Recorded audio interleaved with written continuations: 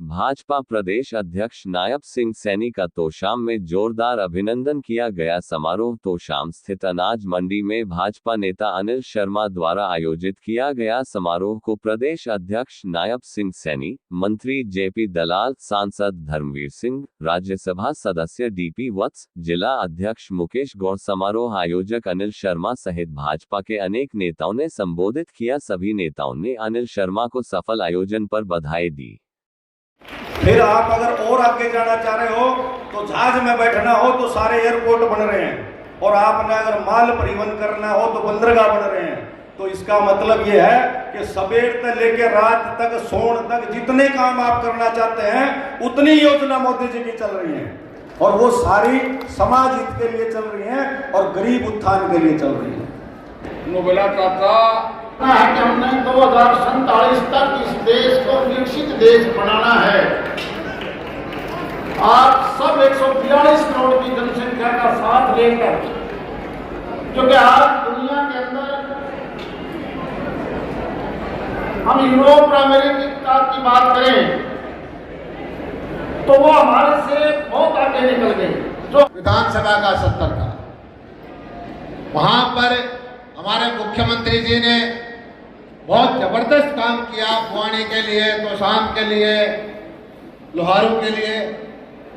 Rajasthan government के साथ, केंद्र सरकार के जल संसाधन मंत्री के साथ एक समझौता किया कि जमुना में जब बारिश का पानी ज्यादा होता है, जमुना में पानी आता है तो उसकी हमारी नहरें बन रखी हैं आज के दिन 18,000 19,000 क्यूसेक की। आदरणीय नरेंद्र मोदी जी को तीसरी बार इस देश का प्रधानमंत्री बनाना है। भाइयों, इसके लिए हम सब ने काम करना है। मैं आपको बताना चाहूंगा कि पिछले 10 वर्षों में आदरणीय नरेंद्र मोदी जी ने जो बात कही थी उसको 100% धरातल पर उतारने का काम किया है। हमारी बहनें इतनी भारी संख्या के अंदर बैठी है। मैं देखता हूं कि आदरणीय प्रधानमंत्री नरेंद्र मोदी जी ने, चाहे प्रधानमंत्री आवास योजना है, लगातार मकान बना करके देने का कार्य इन 10 वर्षों के अंदर नरेंद्र मोदी की सरकार कर रही है। मुझे खुशी है आप लोगों को बताते हुए कि देश के अंदर 4 करोड़ से ज्यादा नए मकान बना करके इन 10 वर्षों के अंदर नरेंद्र मोदी जी ने बहनों को, भाइयों को देने का काम किया है। आदरणीय प्रधानमंत्री जी की सोच है कि हर सर के ऊपर छत होनी चाहिए, उसको लेकर के हमारी सरकार काम कर रही है।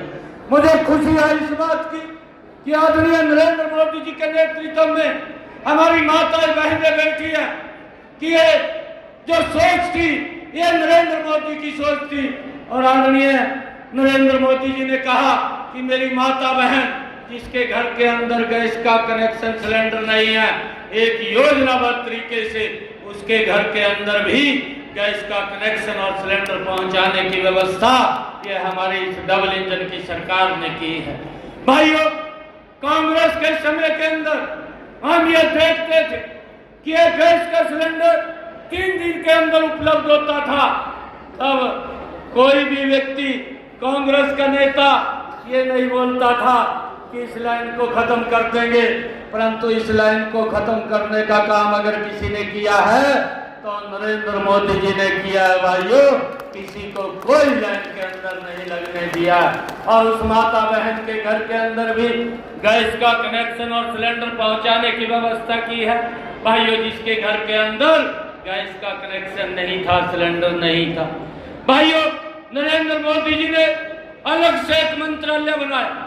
अभी मैं अपने जेपी दलाल जी बोल रहे थे कि हमारी सरकार ने, यहाँ से हमारा विधायक नहीं है, परंतु मैं तो शाम के सारी सरदारी से एक बात कहना चाहता हूँ कि यहाँ से जो लंबे समय से विधायक रहे हैं और वो सरकार के अंदर मंत्री भी रहे हैं, मैं आप लोगों से अपील करूंगा उनका हिसाब किताब भी पूछ लीजिए कि उन्होंने लोगों के वेलफेयर के लिए, लोगों की सुविधाओं के लिए कितना पैसा हरियाणा के बजट से ला करके यहाँ खर्च किया है।